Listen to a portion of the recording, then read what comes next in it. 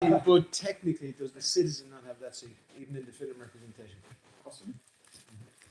Just throwing that out there, not trying to cause an artistic. Ruby, that's, do you want to say here, citizen? Well, I don't mind. Citizen. No, I'll be all right. Yeah. Citizen from now. Yeah. For today. I Do you want to sit beside me? What's my short name? No. I take it you don't want to be There's no here.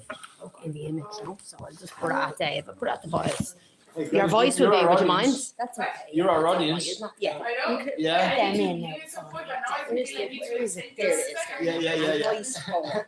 Should be looking out for voice All forward. right. Hey, Hans. How are you, brother? You're looking dapper. Thanks very much. How's it going? Hello, Restore. Elayne.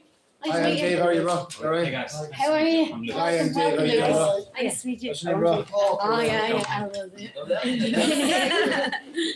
We're reading some James Joyce. Hell yeah. It's okay. Do us a favour. Is there any? I think I need to get this. Here, Hans, will you do us a favour? Would you please give that? Aaron, would you mind putting that in for me, please? Oh, okay. Yeah. Stage. Hans will give it to you. That's the stage. That's the stage. Thanks. There you go. Sit over there. Sit over there. Yeah. Let's not sit here. Yeah, this is kind of like it's a reading, so this is kind of, you know, Artists, you know. it's not hierarchical. He made up the rule. That's him, the philosopher king. We say something there yourself.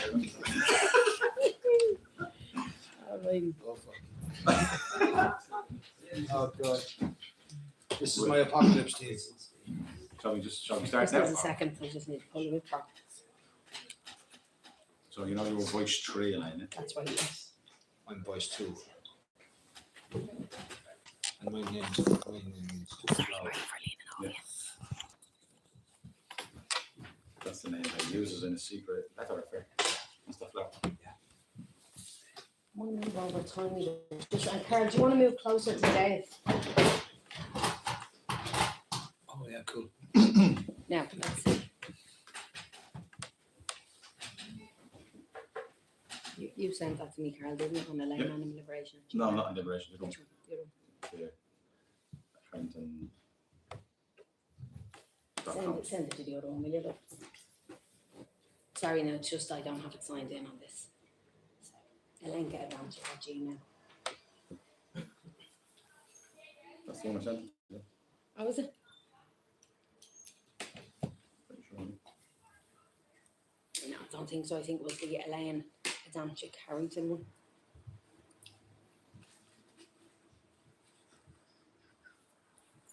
Yeah, it's not this one there. The yellow one. Yeah, send it to the other one. Because I don't have that one signed in to me, my man. Great to see it. Oh. Joyce wrote like chamber music, right? That was his book of poems. I never taught much of them. Happy Bloomsday. Yeah. Happy Bloomsday. Happy Bloomsday, everybody. To bloom is the flower. Liberation. That's the one where I am. About to do a reading of an adaptation from the chapter The Cyclops from James Joyce's Ulysses, courtesy of Karl Parkinson. Send to it. Right. There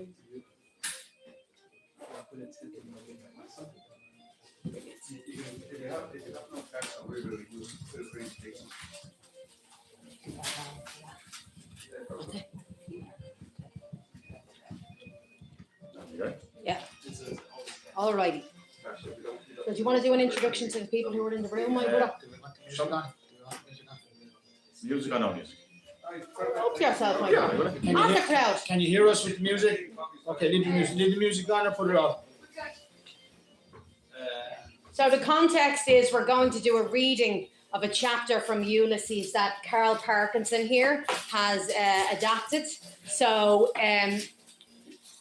musical accompaniment or not is up to yourselves. This is Karl Parkinson, Dave Lordan, I'm MissElayneous, Elayne Adamczyk Harrington, and this is Marie Harrington. So we're reading 4 parts of this adaptation of the chapter The Cyclops from Ulysses, okay? So do you want music or not? What do you think? I would say without the music. Yeah, without the music, bro. Sorry, fair now. Would you mind? Thanks, Hopefully Sarah. it's not going to be too deadened. Yeah? No, that's good. We'll give it life, don't worry. All right. Right, let's go. So, The Cyclops, is obviously a reference to Homer's Ulysses, Homer's Odyssey as well. The film is coming out in July, but I say read the book before you watch the film. Not the film. This is the modernist version. So we begin. I was just passing the time of day with old Troy out of the DMP at the corner of Arbor Hill there. And be damned, for the bloody sweep came along and he near drove his gear into me eye. I turned around to let him have the weight of me tongue. Well, who should I see dodging along Stony Bat and only Joe Hines? Lo, Joe, says I, how are you blown? Did you see that bloody chimney sweep there shoved me eye out with his brush? Suits, look, who's that old bollocks you are talking to? Old Troy, says I, was in the force. I'm on 2 minds not to give that fellow in charge for obstructing the thoroughfare with his brooms and ladders. Where are you off to? Only for the wet, says I. Come on round to Barney Kiernan, says Joe. I want to see the citizen. So we turned into Barney Kiernan's, and there, sure enough, was the citizen, up in the corner, having a great confab with himself and that bloody mangy mongrel Gary on. And he waiting for what the sky would drop in the way of drink. There he is, says I, in his glory hole with his crew-skin lawn and his load of papers, working for the cause. The bloody mongrel there grouse out of him would give the creeps. But a corporal worker mercy if someone would take the life of that bloody dog. I'm told for the fact he ate a good part off the breeches of a constabulary man in Santry that came round one time with a blue paper about a licence. Stand and deliver. That's all right, citizen, says Joe. That's what I think of. Friends, yeah. Pass. Friends. The dog Guardian gave a growl. A bloody big brute of a dog too. A tearing looking bastard all jaw and teeth. Here, Gary here, boy, here. Who's a good dog of Ireland? What's your opinion of the times? Doing the rappery and rory to the hill, but be gob, Joe's equal to the occasion. I think the markets are on a rise, says he, sliding his hand down his fork. So be gob, the citizen claps his paw on his knee and he says, Foreign wars is the cause of it. and says Joe, sticking his thumb in his pocket. It's the Russians wish to tyrannise. Ah, give over your bloody cotton, Joe, says I. If a thirst on you, wouldn't sell for half a crown. Give it a name, citizen. Wine of the country. What's yours? Ditto Macanapsy. 3 pints, Terry, and how's the old heart, citizen? Never better. What, Gary? Are we going to win, eh? The figure seated on a large boulder at the foot of a round tower was that of a broad-shouldered, deep-chested, strong-limbed, frank-eyed, red-haired, freely freckled, shaggy-bearded, white-mouthed, large-nosed, long-headed, deep-voiced, bare-kneed, brawny-handed, hairy-legged, ruddy-faced, sinew-armed hero. From shoulder to shoulder, he measured several eels, and his rock-like mountainous knees were covered, as was likewise the rest of his body, wherever visible, with a strong growth of tawny, prickly hair in hue and toughness, similar to the mountain gorse. Ulex europaeus, the wide-winged nostrils from which bristles of the same tawny hue projected were of such capaciousness that within their cavernous obscurity the field lark might easily have lodged her nest. The eyes in which a tear and a smile strove ever for the mastery were of the dimensions of a good-sized cauliflower. A powerful current of warm breath issued at regular intervals from the profound cavity of his mouth, while in rhythmic resonance the loud, strong, hail reverberations of his formidable heart thundered rumbling, causing the ground, the summit of the lofty tower and the still loftier walls of the cave to vibrate and tremble. And he wore a long, unsleeved garment of recently flayed oxhide, reaching to the knees in a loose kilt, and this was bound about his middle by a girdle of plaited straw and bushes. Beneath that he wore trews of deerskin, roughly stitched with gut. His nether extremities were encased in high balbriggan buskins, dyed in lichen purple, the feet being shod with brogues of salted cowhide laced with the windpipe of the same beast. From his girdle hung a row of sea stones which dangled at every movement of his portentous frame, and on these were given the rude yet striking art, the tribal images of many Irish heroes and heroines of antiquity: Cuchulainn, Con of 100 battles, Niall of 9 hostages, Brian of Kincorra, the Ardree Malachy, Art MacMurray, Shane O'Neill, Father John Murphy, Owen Rowe, Patrick Sarsfield, Red Hugh O'Donnell, Red Jim McDermott, Soggart Owen O'Growney, Michael Dwyer, Francie Higgins, Henry Joe McCracken, Goliath, Horace Whiteley, Thomas Conniff, Peg Wovington, the village blacksmith, Captain Moonlight, Captain Boycott, Dante Alighieri, Christopher Columbus, S. Fiorosa, S. Brendan, Marshall McMahon, Charlemagne, Theobald Wolftown, the mother of the Maccabees, the last of the Mohicans, the Rose of Castile, the man for Galway, the man that broke the back at Monte Carlo, the man in the gap, the woman who didn't, Benjamin Franklin, Napoleon Bonaparte, John L. Sullivan, Cleopatra, Sojourner Dealish, Julius Caesar, Paracelsus, Sir Thomas Lipton, William Tell, Michelangelo, Haynes, Muhammad, the Bride of Lamina Moore, Peter the Hermit, Peter the Packer, Dark Rosalie, Patrick W., Shakespeare, Brian Confucius, Morta Guttenberg, Patricio Velasquez, Captain Nemo, Tristan and Isolde, the First Prince of Wales, Thomas Cook and Son, the Bold Soldier Boy, Aaron the Pogue, Dick Turpin, Ludwig van Beethoven, the Colleen Bond, Waddler Healy, Angus the Culdee, Dolly Mount, Sidney Parade, Ben Holt, Valentine Greatrix, Adam and Eve, Arthur Wellesley, Boss Croker, Herodotus, Jack the Giant Killer, Gautama Buddha, Lady Godiva, the Lily of Killarney, Balor of the Evil Eye, the Queen of Sheba, Aki Nagel, Joe Nagel, Alessandro Volta, Jeremiah O'Donovan, Rossa, Don Philip O'Sullivan Bear, a couch spear of acuminated granite rested by him while at his feet reposed the savage animal of the canine tribe, whose stertorous gasps announced that he was sunk in an easy slumber, a supposition confirmed by hoarse growls and spasmodic movements which his master repressed from time to time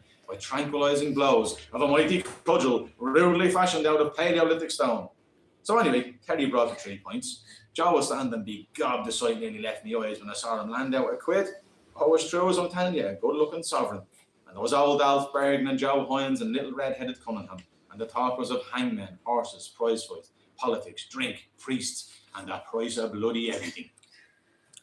What's your opinion of the times? Rotten, says I. Aye, rotten, because this country is rotten. Rotten with traitors. Ireland belongs to the Irish. Ireland for the Irish. Here, here. And what do we get? Robbed, ruled, starved, shipped out, shot down. Our language taken, our lands taken, our cattle taken, our children scattered to the four winds.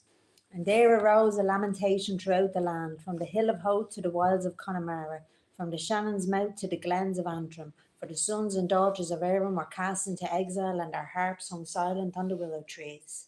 True enough, says Joe. But have you any money? Money? Money? Ask the English where the money is. Ask the landlords. Ask the Jews. Ask the grabbers. And who comes in only Bloom? Good day, gentlemen. No man, sir. He was looking for Martin Cunningham by the look of him. Is Martin Cunningham here? He was, says Alf, gone round to the court. I wanted to see him particularly. Sit down and wet your whistle if you're able. No, thanks, man. I'm just after lunch. That was the first wrong step. Refusing a drink in Barney Kearnan's is like refusing communion in Rome. After lunch, is it? And what did you dine off? Roast beef of old England? Cheese sandwich, mustard. Mustard, says Joe. And Bloom starts in about food, digestion, moderation, no hurry, mastication, and all of that kind of caper. The stomach is a very delicate organ. You see, if people ate more slowly. Listen to the professor. Boys, fuck.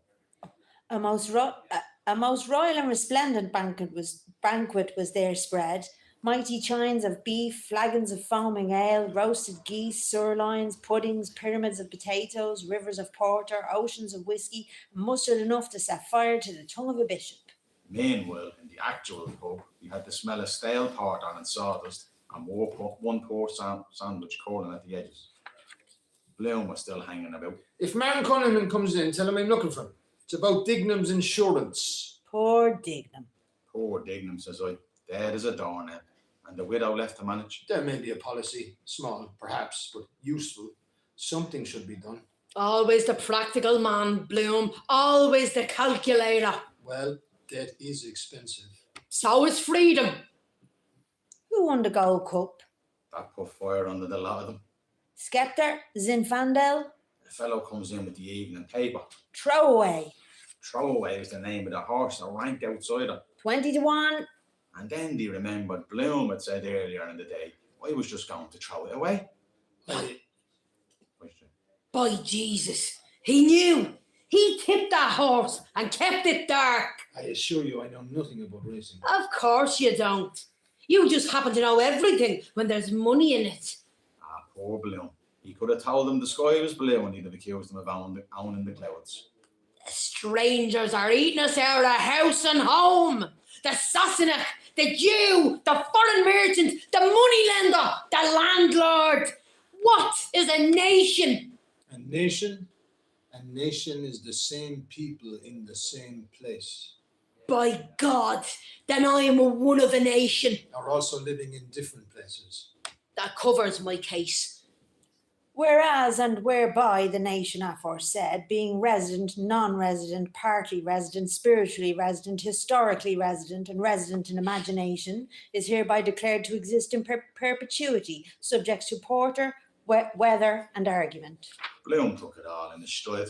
Jews are a nation too, scattered all over the world, like the Irish. Are you talking about the New Jerusalem? I'm talking about injustice. Jew, what do you know about Ireland? I was born here, Ireland. What is your nation, if I may ask? Ireland. I was born here, Ireland, and I'm a Jew also, the same as Mendelssohn was a Jew, and Karl Marx, and Mercadante, and Spinoza. There was a silence then. Then did the noble citizen arise in wrath, and the mountains shook, and the rivers ran backward, and the ghost of Brian Boru took up his harp, and Cuchulainn strode from the clouds, and all the dead kings of Ireland cried aloud for vengeance. Persecution, says he. The whole history of the world is persecution of the Irish race. And of other races too. There's no race like the Irish race. That's just what every race says. Oh, dangerous remark that. It's no use hating people because they're different. Force, hatred, history, all that. It's not life for men and women. Insult and hatred. And what is life, Mr. Bloom? Love. God, he said that? I mean the opposite of hatred. Love, says he. A new Messiah. Love the English, is it? I didn't say that. I said hatred won't build anything. Tell that to the men who were hanged. Tell it to the Fenians. Tell it to the dead. The dead are dead. We must think of the living. Blasphemer!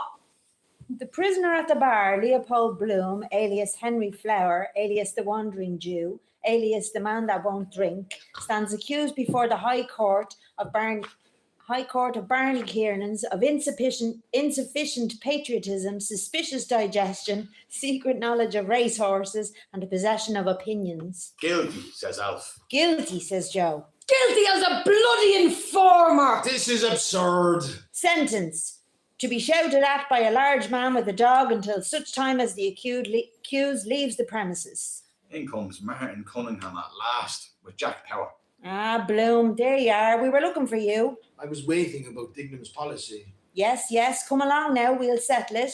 Running away, is he? I'm not running away. What about your God? What about him? Who is your God? Your God was a Jew. Christ was a Jew like me. God, that was the match in the powder barrel. By Jesus. He's a perverted Jew, a wolf in sheep's clothing, a traitor to Ireland. You are wrong. You are simply wrong. Wrong, am I? Yes. And who are you to tell me? A man. A Jew man. A man. A man. Martin Cunningham had Bloom by the arm. Come along, Bloom, come along now. 3 cheers for Israel. And for Ireland too. Out! Bloom got out the door with Martin, and the citizen made a grab for something. Mind yourself. It was an empty biscuit tin. By Jesus, I'll brain the bloody Jew for using a holy name. By Jesus, I'll crucify him, so I will. Give us that biscuit box here. By the holy farmer, I'll brain him. Stop. He gobbled through his hand and made a swipe and let fly. Mercy of God, the sun was in his eyes, or he'd have left him for dead.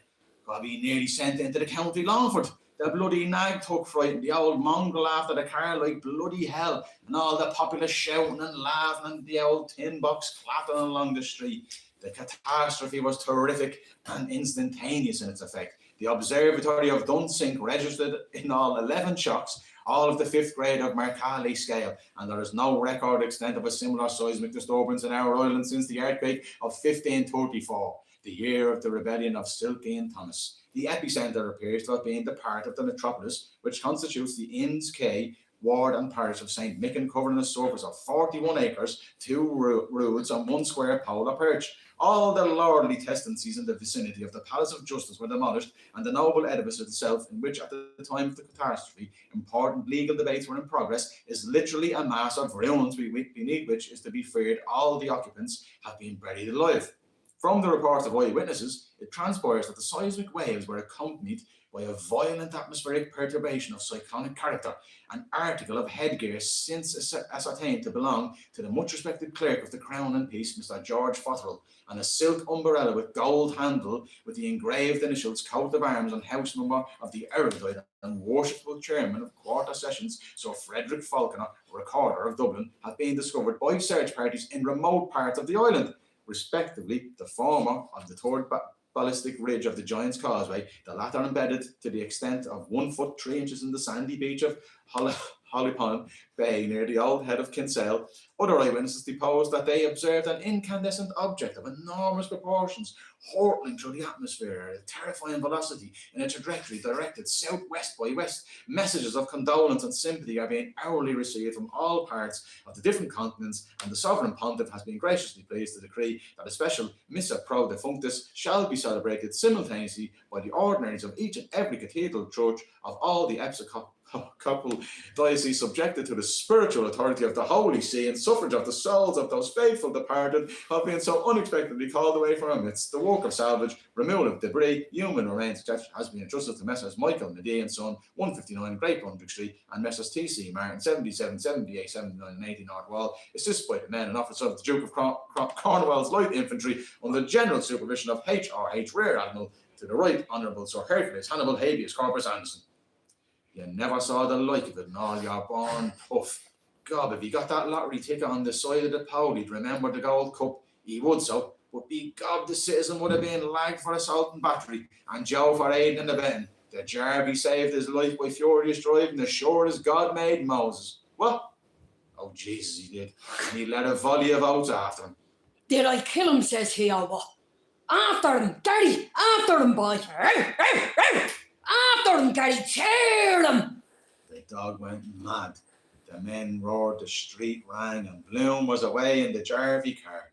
And the last we saw was the bloody car rounding the corner, an old sheep face on it gesticulating, and the bloody mongrel after with lugs back for all he was bloody well worth to tear him limb from limb. 105. Jesus, he took the value out of heaven, I promise you. When lo, there came about them all a great brightness, and they beheld the chariot wherein he stood ascend to heaven, and they beheld him in the chariot, clothed upon the glory of the brightness, having raiment as of the sun, fair as the moon, and terrible that for all they durst not look up him. And there came a voice out of heaven calling, Elijah, Elijah, and he answered with a main cry, Abba, Adonai, and they beheld him, even him, Ben Bloom Elijah, amid clouds of angels, ascend to the glory of the brightness at an angle of 45 degrees over Donoghue's and Little Grange Street, like a shot off a shovel.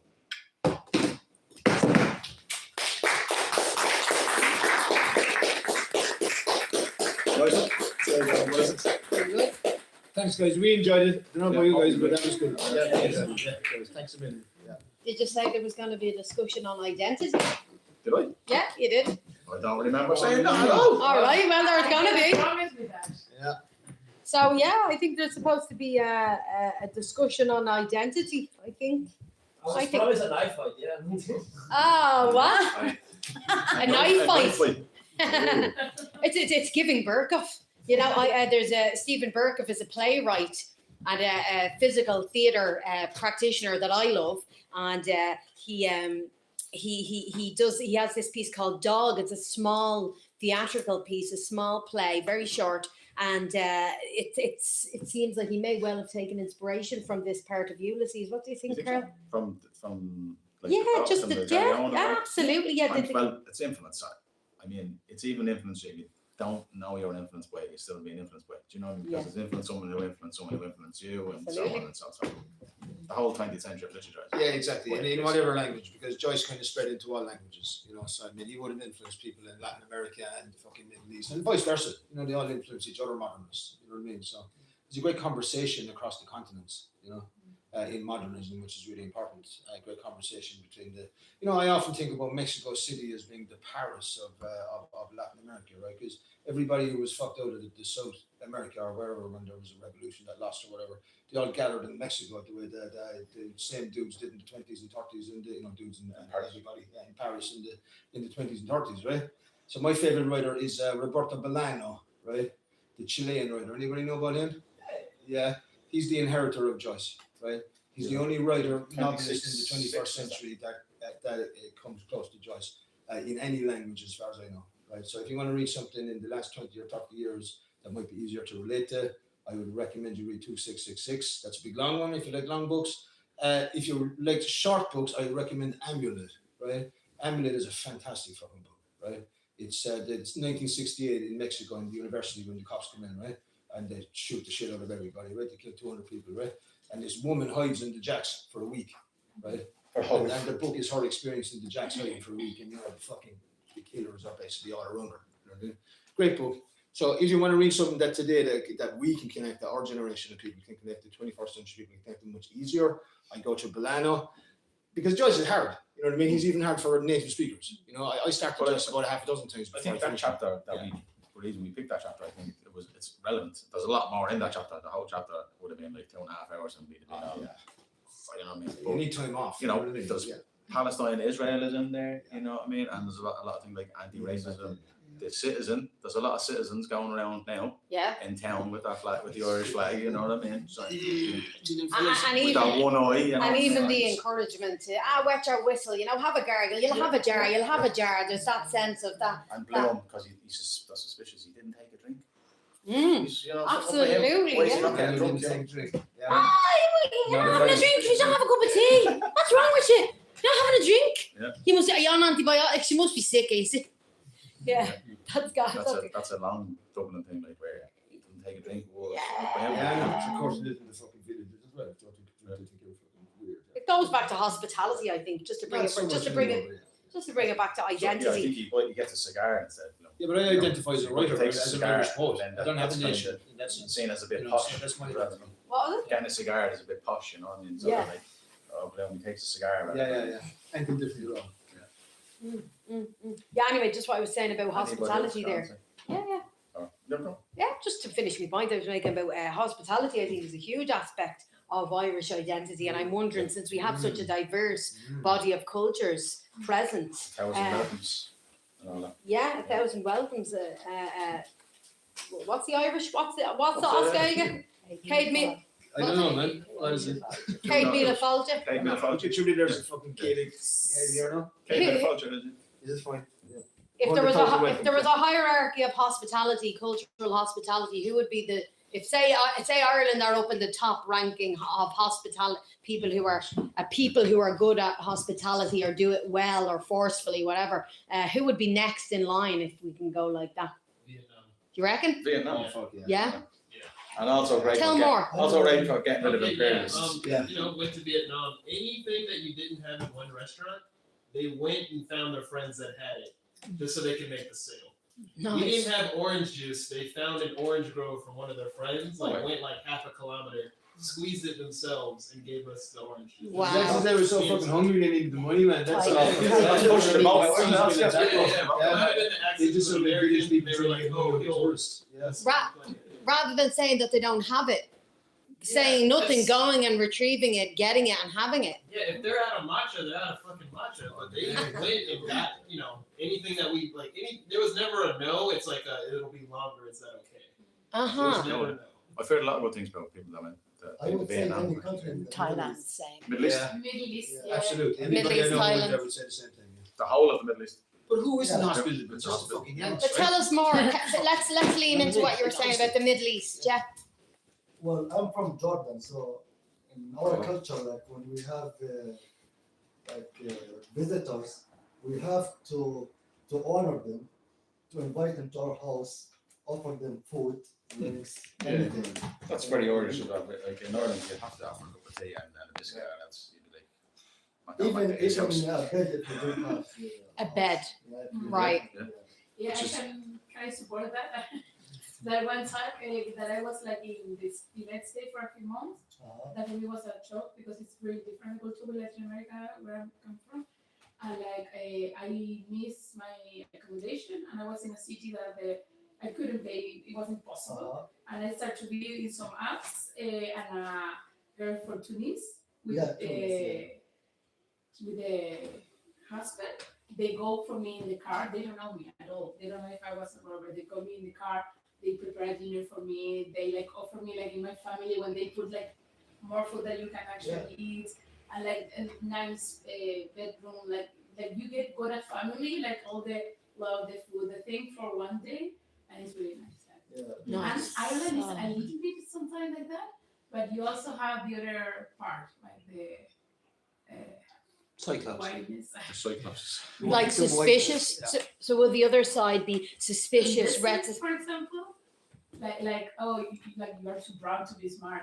So like. Really? Yeah. It's interesting because the Odyssey, of course, is mapped on Homer's Odyssey, right? And the Odyssey, that's going right back to the ancient world, that being like when someone comes to visit, that you offer them the bed. Like, so anywhere Odysseus goes, if he goes to Agamemnon's house, they make sure get the best bed, they feed you, because you might be shipwrecked someday on his island, and he will go, oh, remember you came to one?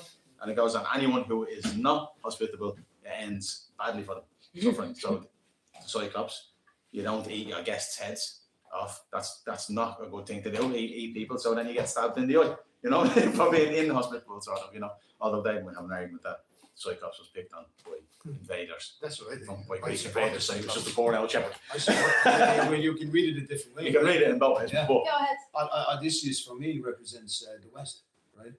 And fucking Cyclops is just a fucking dude minding his own business with his fucking sheep up the fucking hills, right? And of course, Odysseus is the guy. His tradition gets to write the story, right?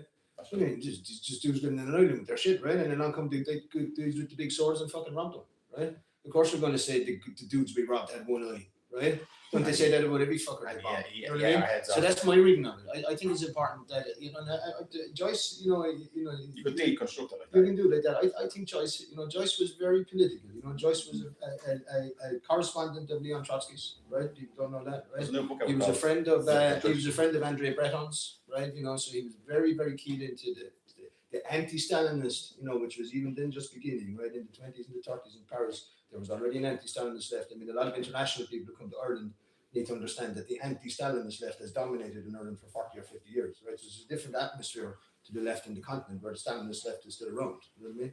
So that kind of comes from Joyce. Joyce is part of that. Joyce is like a part of the anti-Stalinist left. He's right at the beginning of it, right? And then he also opened the first cinema in Dublin. Yeah, that's You know what I mean? true. So you're talking about a dude that was like a bit of a fucking Leonardo da Vinci. You know what I mean? Yeah. So And he was a great singer. He was a tenor. he was good. And his wife Molly used to say, "Would you give up the hour writing the books and just do the singing because she's worth more money?" You know what I mean? Like, He was fucking kinky, right? Really interesting one, right? Check out exactly, but there's letters. Anybody who's interested in Joyce's erotics, which are a huge part of Ulysses, right? read the letters. They're reading that Ulysses was banned because it was the first literary representation of female desire, right? That's why it was banned, because the theocracy that ruled Ireland, the soft female desire is absolutely subversive, right? Last 40 pages are they're a soliloquy about woman's soliloquy in bed with herself having a great time, right? And the theocracy didn't want that, right? So there's an erotics to Joyce, which is also very important, okay? And I think should also inform the left's way of being, if you like. Empowering. Yeah, and not only just to do eroticism, but also just the abject. So it's to do with the body. So what there's we were loads of reading, the we're body. talking about, hunger. We're talking about purging. We're talking about spit, vomit. We're talking about, those abject kind of experiences, the physiological body, It So might be the fourth book where, like, someone goes on, like Bloom, he goes and has a shit, and he's reading the paper and he has a shit. French probably Everything is in there, like, every internal and body, external everything of function, the body is in there. everything inside out, thoughts. That there is something that I see, for example, in especially that, or on like the Irish, the Ireland that sometimes people talk, that I think is Ireland that is changing in a way. So sometimes I'm trying like looking at Ireland that is maybe a port is one, because it's also a class thing. For example, I think in most countries, like upper class, they are not like generals, they are not that open. I mean, it's not not that bad people or not, but it's like there's a thing about the sharing needs and about like sharing life and about proximity that you have with a poor country or Latin America, whatever. Yep. And now we're losing that. So, for example, I don't know, as an immigrant, because you have to like share closely to people, you kind of can continue in this one. But like, what will happen with this Dublin still growing and the source and people working in tech, like that lifestyle and don't need another people, it will change or is changing everything. And I'm kind of like, I don't know, like it that Ireland and like looking for it, but still like seeing this one other more like the States. Sorry. Yes. Yeah. But do you, just to go back to the abject thing, like, you know, do you see Ireland as pee-pee, caca, shit, piss, dirt, abject, horrible? Or is there anything beautiful about? I'm just curious about. I love everything. Like I'm still like I know I love Ireland. I love it, and But I personally, I love Ireland. I love Dublin specifically, and but I love it for that.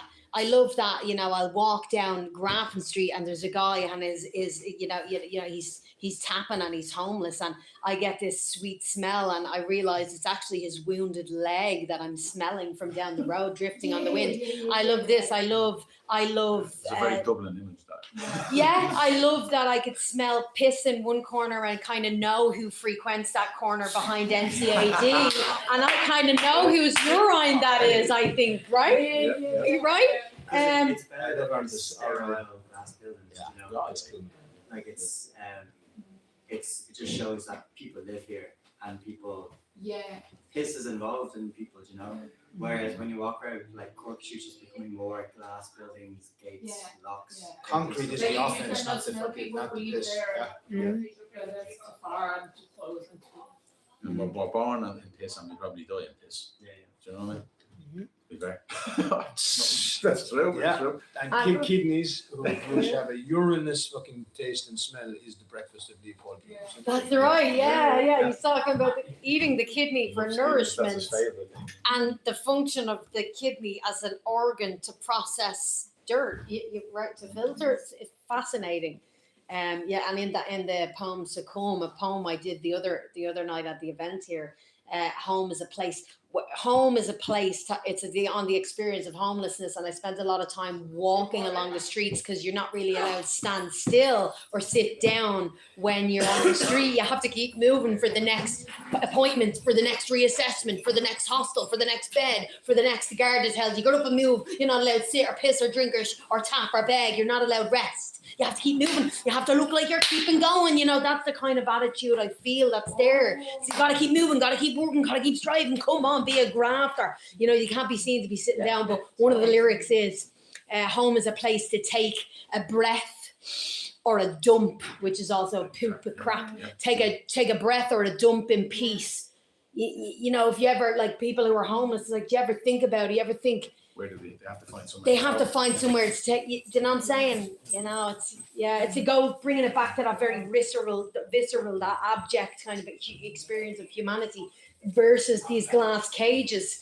You know, this invisibility yet visibility, this cleanliness, this sterile, and then you walk around the corner and you see somebody can't inject doing their intravenous drug injection in privacy because you see all the discarded paraphernalia there. Not that bit when Bill Hicks when he says, "We're a nice clean country, a lovely clean country." Yeah. Does everyone know who Bill Hicks is? The comedian Bill Hicks. You should look him. Marie knows who Bill Hicks is. Do you remember that piece from Bill Hicks? He's talking about America being a clean country. I think I smell it. I smell a dead fella. New York. What is that skit he does? Oh God, no! I'm putting this button. Is that urine? I think I smell a dead fella. Or you quit smoking and get your sense of smell back. I don't want myself to smell back. I live in New York. That urine. Do you know Bill Hicks? I think I smell a dead This fella. dead Texas comedian. Anyway, that's who we're talking about. I'm Bill Hicks. Tell everybody online why we're doing that. I'm Bill Hicks. We're going for our kidneys. Yeah. Will we say thanks to people? Thanks a million. Guys, thanks very much. Thank you. Thank you. Anybody read that? Can I keep this? That's really Absolutely. cool. It's called Seagull Revolution. so much. And I I thought that was pretty cool. It is pretty good, yeah.